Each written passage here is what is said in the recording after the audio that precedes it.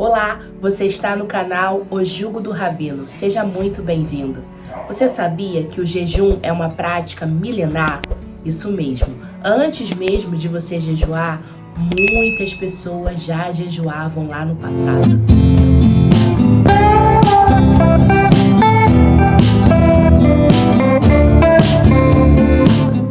Com certeza você sabe que o jejum ele é a privação de comida durante um período de tempo. Mas hoje nós vamos falar sobre os impactos desse jejum no âmbito espiritual.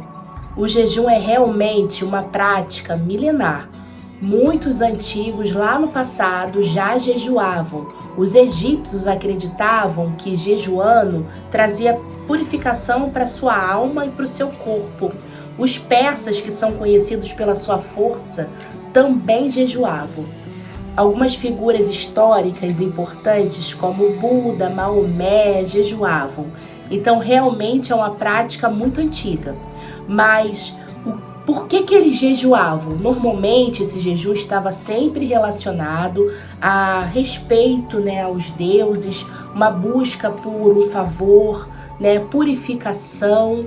E o que isso nos difere nos dias de hoje? Por que um cristão deve jejuar e qual é o verdadeiro propósito do jejum? Fica aqui nesse vídeo que é sobre isso que nós vamos falar hoje.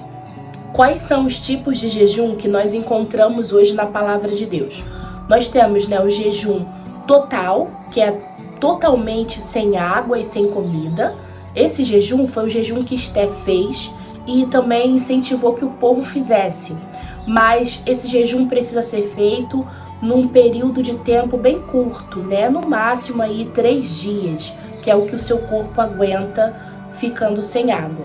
Não é um jejum muito aconselhável, tome muito cuidado, mas existe esse jejum na Bíblia. Também temos o jejum parcial, que foi o jejum que Daniel fez quando ele esteve na Babilônia. Ele decidiu não comer das iguarias do rei, nem se deliciar com as sobremesas, ele ficou só com os legumes. Então esse seria o jejum parcial. Nós temos também o jejum normal, que é o jejum onde você bebe água, mas fica sem comida. Nós acreditamos que esse é o jejum que Jesus fez quando ele foi levado no deserto para ser tentado. E é bem interessante observar que o nosso maior exemplo, Jesus, jejuou. Então, se ele jejuou, nós também devemos jejuar. O jejum, ele não é um mandamento, mas é aconselhável que você pratique o jejum, que você se desafie a jejuar. Mas qual seria o propósito pelo qual um cristão deveria jejuar?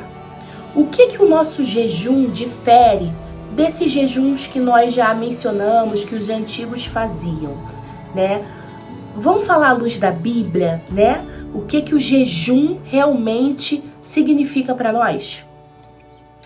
O jejum, ele não é uma prática de sofrimento gratuito, não. Existe um propósito espiritual para o jejum da Bíblia, o jejum que Jesus nos deixou aí como exemplo. Nós sabemos hoje que o jejum é um grande aliado para pessoas que querem emagrecer, que é o famoso jejum intermitente. Mas eu acho que você não deve misturar as coisas, na minha opinião. Eu sei que existem já hoje profissionais que incentivam, ensinam, dão curso de fazer jejum espiritual, conciliando também com o jejum intermitente, que vai aí, consequentemente, levar você ao emagrecimento. Isso deve ser acompanhado, por um profissional. Eu acho até louvável essa ideia, mas eu acredito que você não deve misturar as duas coisas. Ou você faz um jejum espiritual, ou você faz um jejum, que é o jejum intermitente, acompanhado por um profissional, para que você venha alcançar o emagrecimento. Ou uma coisa ou outra, as duas coisas juntas, eu não acho bacana misturar. É só a gente parar para pensar. Você já imaginou Jesus sendo levado ao deserto para ser tentado e jejuando, porque ele estava preocupado com a sua aparência, com o seu físico? Não, Jesus queria um fortalecimento espiritual, deixar isso como um exemplo para nós. Então não misture as coisas, E entenda, você não está jejuando, você não deve jejuar por um ato de sofrimento aí gratuito, sem propósito, só para te fazer sofrer, sentir fome. Não, não é um ato vazio. Na Bíblia, nós encontramos muitas pessoas que jejuaram por um propósito. Vamos falar um pouco sobre alguns deles. Tem muitos propósitos diferentes que levaram pessoas a jejuar na Bíblia, mas vamos falar sobre alguns. Por exemplo, Esté jejuou por arrependimento, pediu para que o povo jejuasse também. O povo de Nínive, quando dá ouvidos ao profeta Jonas, se arrepende e eles também jejuam.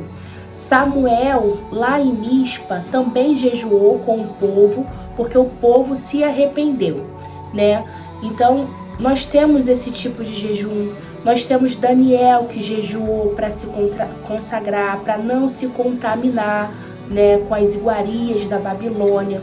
Nós temos o caso de Davi, que jejuou por conta do luto, e ele fez isso não só uma única vez, né? Viveu ali o luto, viveu a dor e jejuou.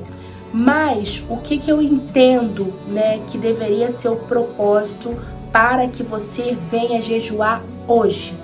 Existe uma frase sobre o jejum que para mim resume perfeitamente o propósito que deve fazer você jejuar. Preste atenção, com cuidado.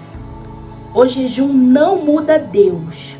Ele é o mesmo antes, durante e depois do seu jejum. Mas jejuar mudará você. Vai te ajudar a manter-se mais suscetível ao Espírito Santo. Essa frase, para mim, é perfeita. Olha que interessante. Existe uma área do nosso cérebro que está associado a desenvolver a habilidade de superar desejos imediatos. Todas as vezes que você pratica fazer algo que você não gosta, essa parte do seu cérebro está se desenvolvendo, está crescendo, né? E isso faz com que você desenvolva o autocontrole.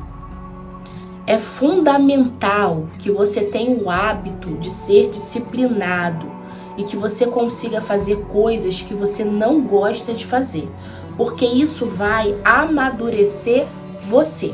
O jejum, ele fortalece você, ele faz você ter autocontrole, faz com que você tenha a capacidade de renunciar mais ativa.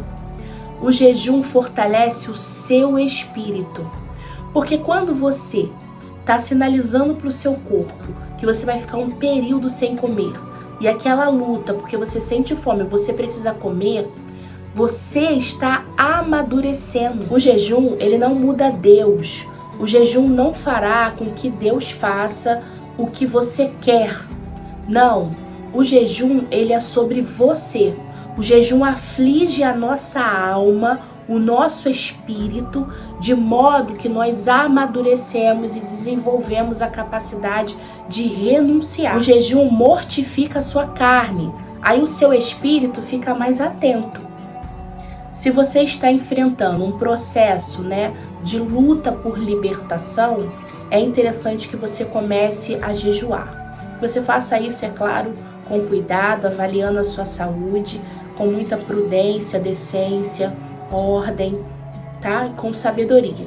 Mas é interessante que você jejue, porque você vai desenvolver o autocontrole. E isso é importantíssimo para quem está querendo se libertar de algo. Coloca o jejum aí como seu aliado, o jejum e a oração.